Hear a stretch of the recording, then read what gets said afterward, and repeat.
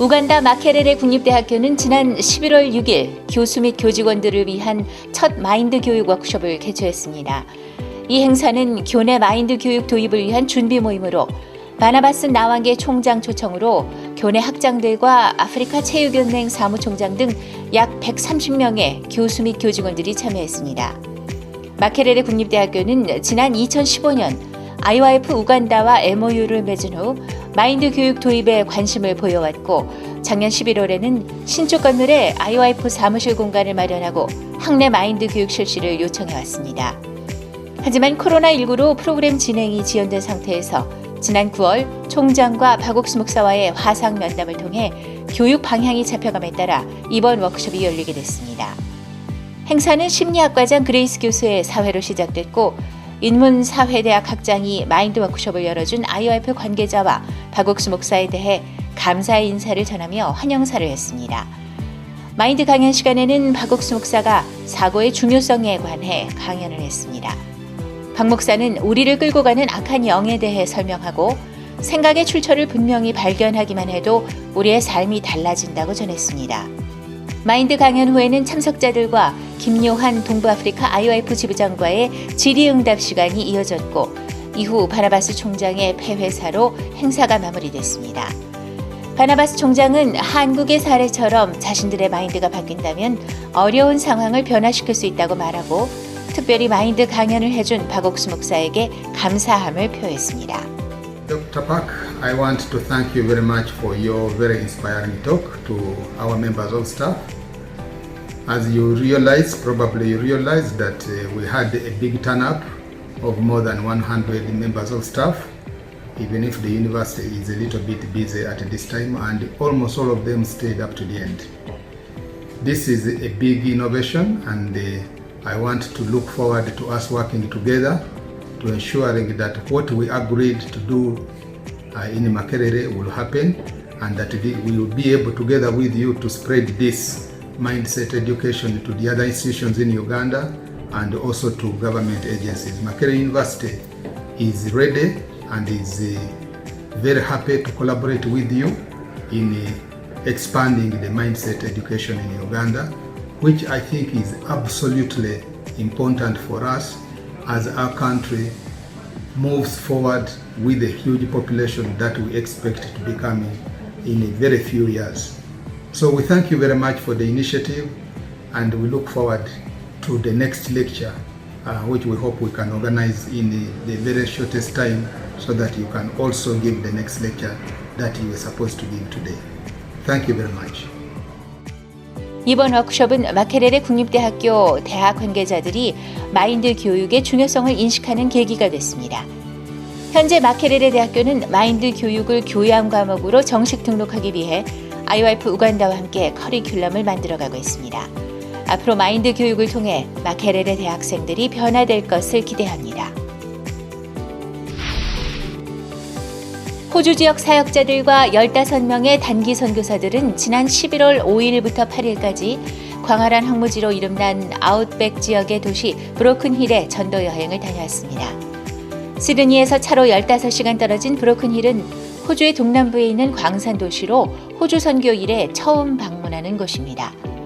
코로나로 인해 전 세계가 어려움을 겪고 있지만 청정 지역인 브로큰힐은 비교적 안전하고 활동에 대한 제약도 적어 안전하게 전도 여행을 다녀올 수 있었습니다. 첫날 저녁에는 실버톤에 위치한 한 호텔의 야외 공연장에서 저녁 모임을 가졌습니다. 단기 선교사들의 아카펠라와 끊이지 않는 간증은 그곳에 모인 사람들의 마음을 열었고 호텔 측에서는 장소와 음식을 기쁜 마음으로 후원해 주었습니다. 6일에는 브로큰힐에 있는 시빅센터에서 유스 컬처 페스티벌을 열었습니다. 단기 선교사들은 행사를 위해 도시 곳곳을 다니며 마주치는 사람마다 다가가 행사에 초청했고 IYF에 대해서도 소개했습니다.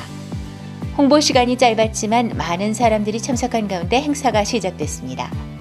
단기 선교사들은 K-팝 스타인 BTS의 다이너마이트를 시작으로 라이처스 댄스, 타타드, 파테파테, 애한 등 다채로운 문화 공연을 선보였습니다.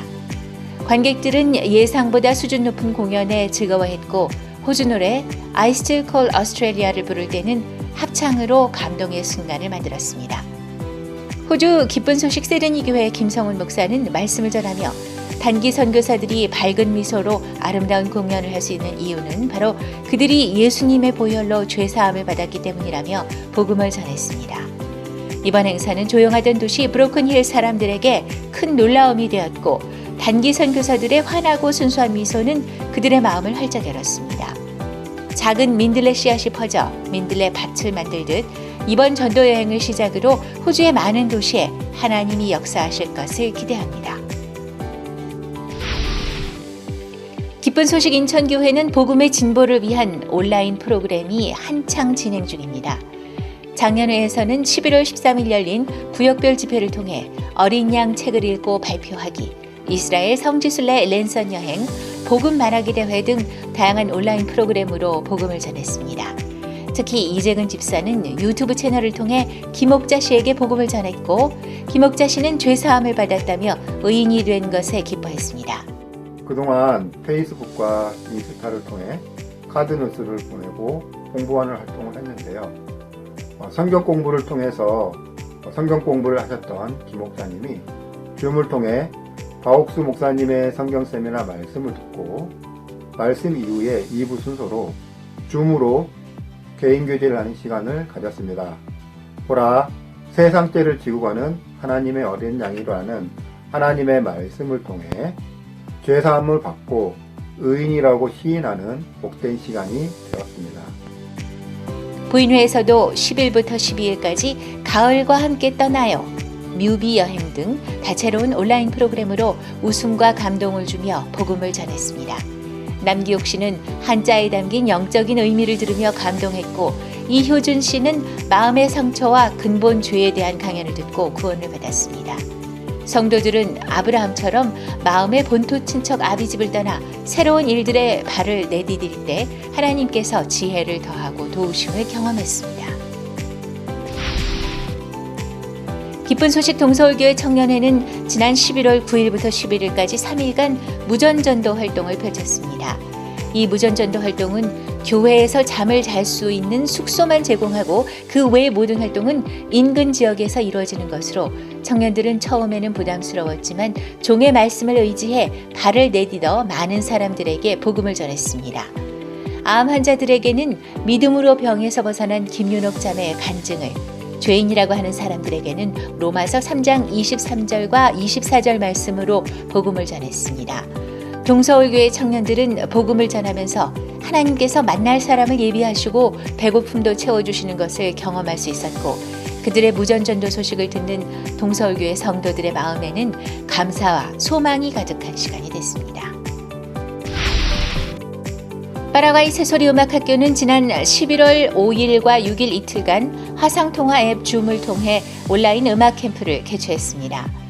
마음을 받은 감사를 노래하는 새소리음악학교는 파라과이 학생들에게 음악으로 기쁨과 소망, 행복을 전하기 위해 캠프를 준비했습니다. 오전 시간을 활용해 하루 4시간씩 진행된 캠프는 기초적인 음악 이론, 영상과 함께 듣는 클래식 음악, 몸으로 표현하는 리듬 시간, 영화 알라딘 주제곡을 배워보는 노래 시간 등 다양한 프로그램으로 구성돼 학생들이 흥미를 갖고 참여했습니다. 또 배웠던 내용을 그룹별로 풀어보는 도전 골든벨은 온라인만의 특성을 살린 진행으로 학생들에게 색다른 경험이 됐습니다.